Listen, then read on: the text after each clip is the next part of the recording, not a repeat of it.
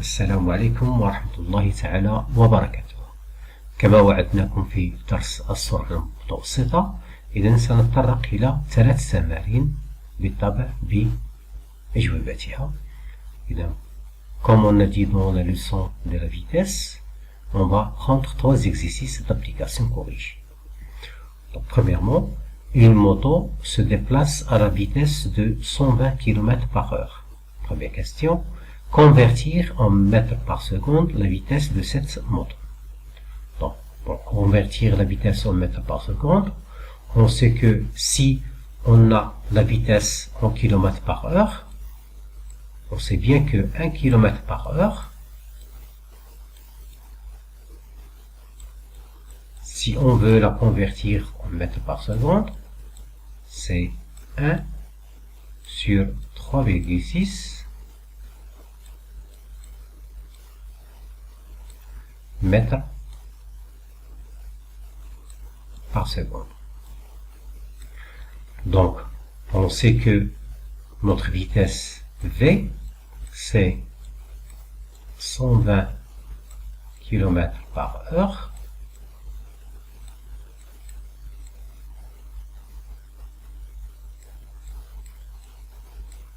Donc, qu'est-ce qu'on va faire? Tout simplement, on va prendre la valeur de la vitesse, c'est 120, et on va la diviser par 3,6.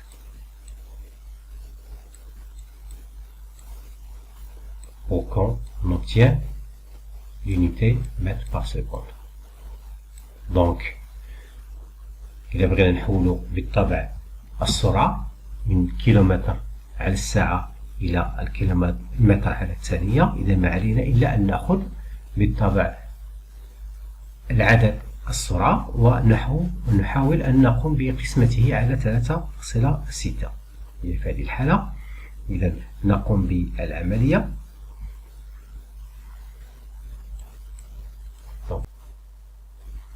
الخارج يساوي 33 فاصلة 33 متر على الثانية. طريقة دائما إذا كانت عندنا السرعة بالكيلومتر على الساعة، دائما يتم قسمة بالطبع عدد السرعة التي أعطيت لنا، إذا نقسمها على 3.6 وبالتالي نجد السرعة بالمتر على الثانية.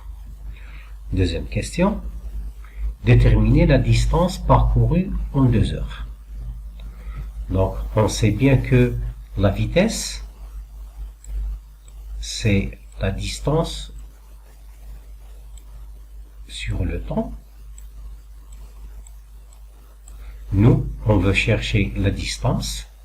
Donc, هذا ما يبين أنه إذا أردنا أن نقوم بحساب المسافة، donc la distance par rapport à ce qu'on a vu dans notre cours, c'est la vitesse fois le temps. Donc,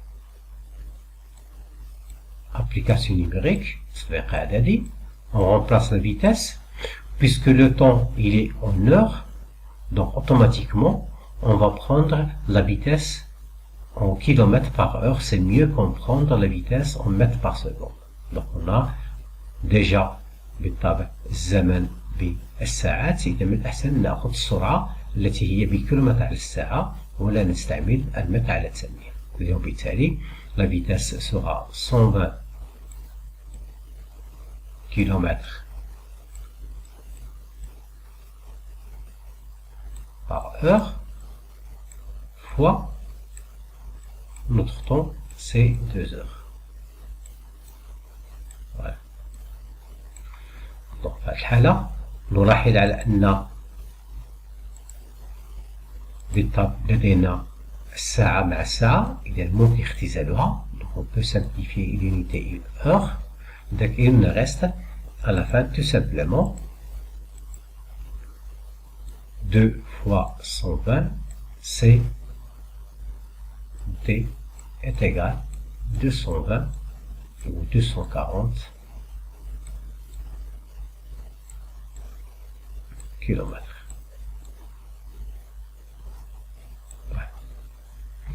Pour la troisième question, déterminer le temps nécessaire pour parcourir 600 km.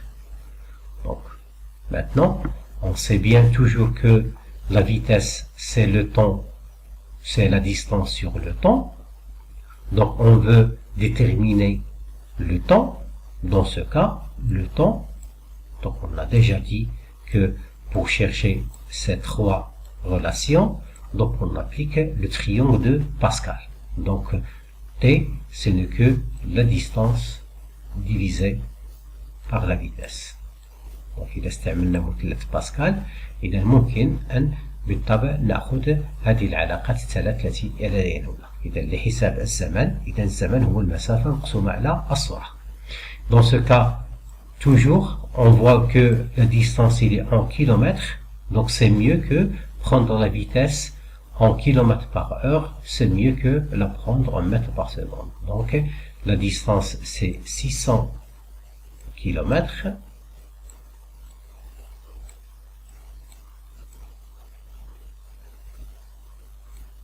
On va diviser par 120 km par heure.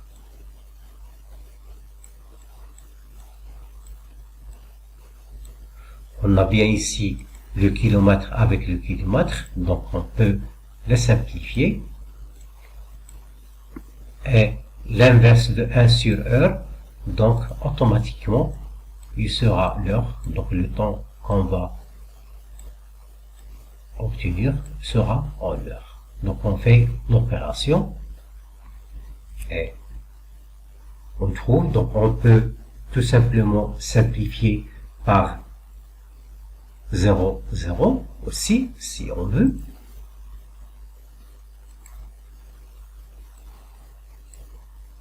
Donc il nous reste 60 sur 12, donc il nous donne 5.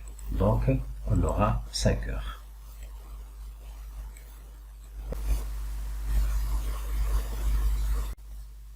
Exercice numéro 2. On représente les positions occupées par un point M d'un mobile en mouvement sur un plan horizontal. L'intervalle de temps qui sépare deux enregistrements successifs est t est égal à 130 millisecondes. Donc on voit bien l'enregistrement. On a 6 positions, M1, M2, M3, M4, M5, M6. On voit bien que dans l'enregistrement, il nous a donné l'échelle de telle sorte un petit carreau vaut 1 cm. Question numéro 1. Déterminer la vitesse moyenne entre M1 et M5. 2. Quelle est la nature du mouvement du point M? Justifié. Donc, pour la première question, la vitesse moyenne, on sait bien par rapport à notre cours, vitesse moyenne fait M, العلاقة ديالها هي المسافة la distance sur delta de t est égal. Donc, cette الحالة, on veut la vitesse moyenne entre M1 et M5. Donc, on s'intéresse, le départ c'est M1 et l'arrivée c'est le point M5. Donc, c'est-à-dire que notre distance est de M1 jusqu'au M5.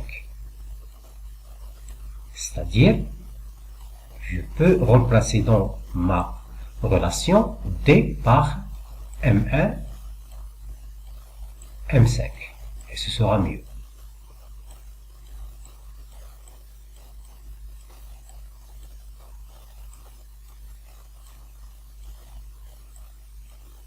Voilà. Sur.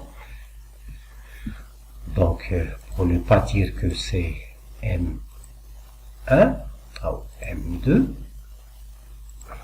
donc ça, c'est M1. Voilà. Donc, delta de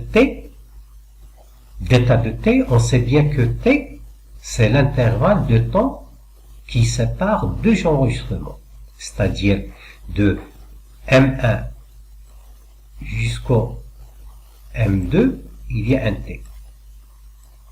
On voit bien ici qu'on veut du point M1 jusqu'au M5, la distance. Donc, entre M1 et M5, on a le premier enregistrement, c'est M1, M2. Le deuxième intervalle, c'est M2, M3. Le troisième intervalle, c'est M3, M4. Et le quatrième intervalle, c'est M4, M5. C'est-à-dire que de M1 vers M5, on a 4 temps. Donc le premier 1 et 2.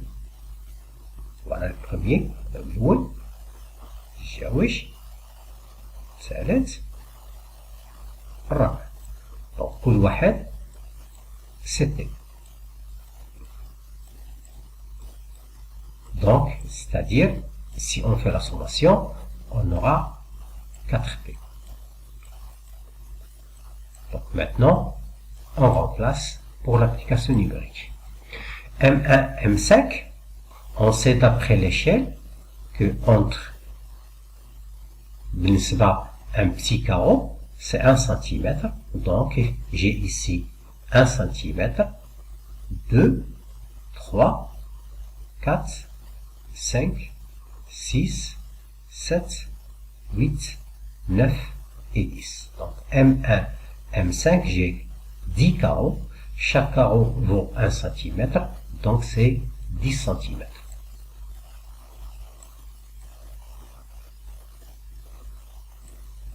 Sur 4 fois le temps, c'est 60 millisecondes.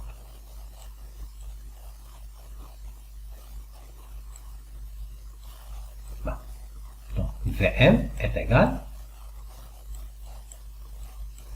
10 cm sur 240 millisecondes.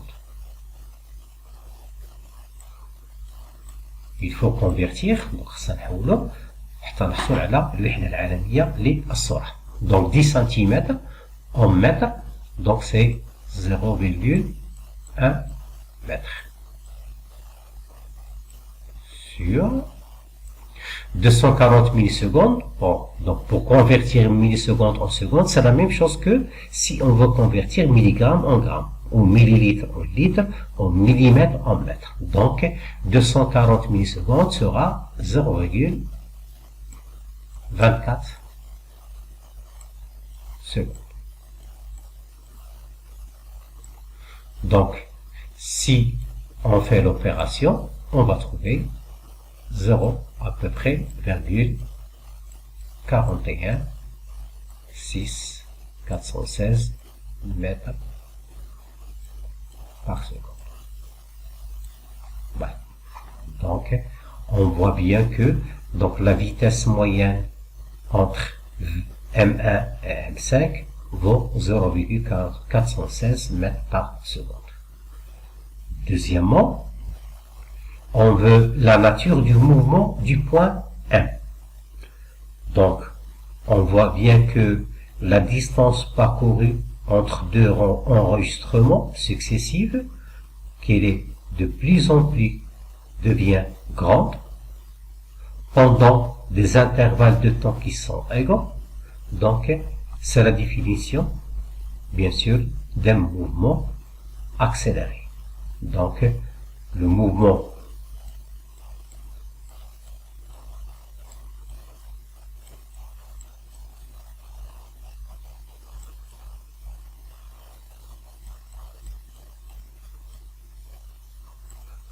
de M est accéléré.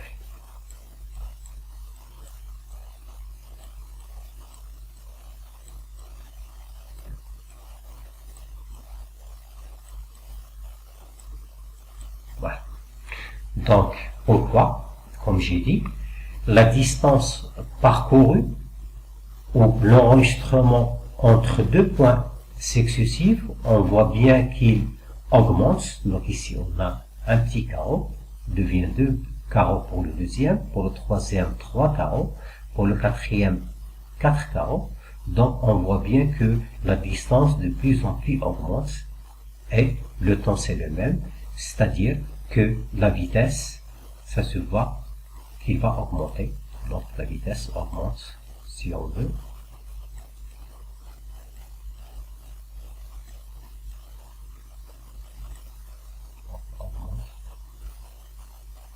Donc je m'excuse pour l'écriture parce que j'utilise tout simplement la souris. Voilà.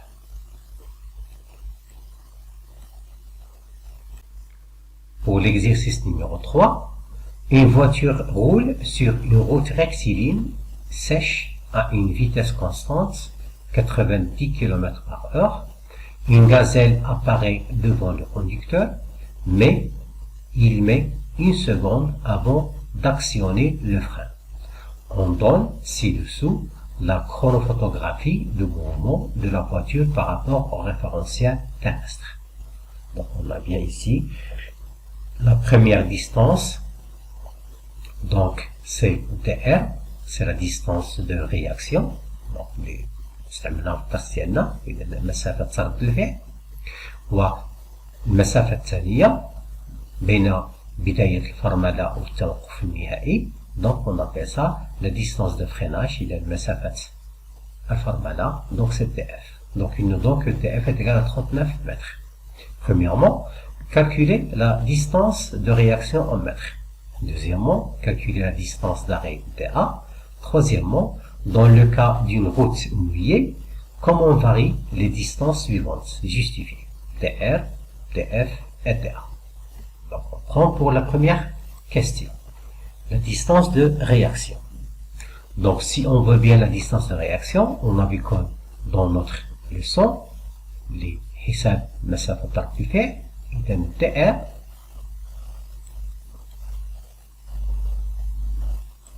تساوي V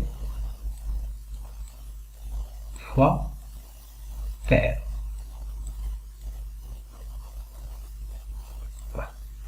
إذا إلى بغينا نطبقوها بالنسبة للمثال ديالنا. Donc on voit bien que la vitesse c'est 90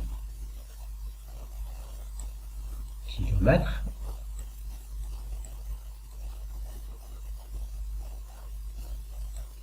par heure fois, donc le temps de réaction, on voit bien ici le donné c'est 1 seconde. Donc pour calculer, donc on voit bien ici que le temps il est en secondes et ici il est en heures. Donc pour mieux calculer cela, donc on va convertir notre vitesse de telle sorte, on va diviser 90 sur 3,6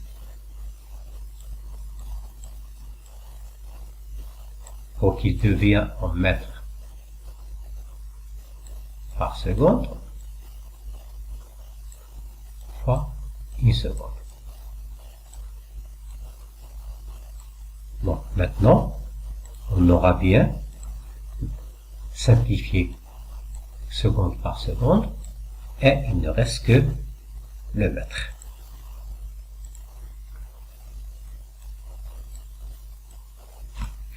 Donc, on calcule 90 divisé par 3,6.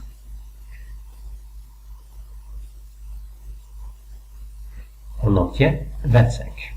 Donc, 25 mètres fois 1, c'est 25. Donc, 25 mètres. Donc, la distance de réaction est égale à bien 25 mètres. Pour la deuxième question, la distance d'arrêt dA. Donc, d'après le cours, on sait bien que dA, c'est dr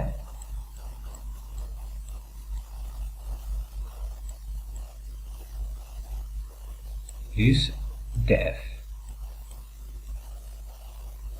Donc, à la étape, c'est facile de calculer cette distance, puisque on sait bien que df c'est 25 mètres.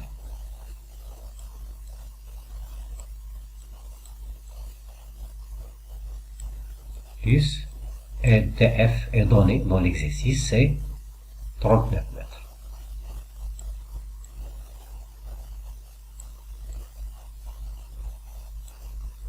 Est égal. Donc 25 plus 39, donc 9 plus 5 ça fait 14. Et 3 plus 2 ça fait 5, et 1 ça fait 6, donc c'est 64 mètres. Donc, troisième question. Dans le cas d'une route mouillée, donc dans notre exercice, premièrement, on a débuté par une route qui est sèche. Donc maintenant, si la route est mouillée, comment varient les distances suivantes? Premièrement, pour la distance de réaction de R. Donc on voit bien que la distance de réaction de R, donc, il est en fonction du conducteur. Donc la route sèche ou mouillée n'intervient pas dans le changement de la distance de réaction, parce que ça consiste le conducteur ou le table de chauffeur de la voiture. Donc la réponse sera la distance de réaction de R ne varie pas. Deuxièmement, pour la distance de freinage. Donc on sait bien que le frottement des pneus avec la route, donc ça diffère si c'est une route sèche ou une route mouillée, donc il va changer et bien sûr il va augmenter. Donc petit p, la distance de freinage de F va augmenter. Donc pour la distance d'arrêt, donc on sait bien qu'il y a une relation entre dA, dR, dF, de telle sorte que dA c'est dR plus dF. Donc puisque dR il est constante, mais dF l'étape c'est une distance qui augmente, automatiquement dA elle aussi va augmenter en fonction de la distance de freinage. Merci.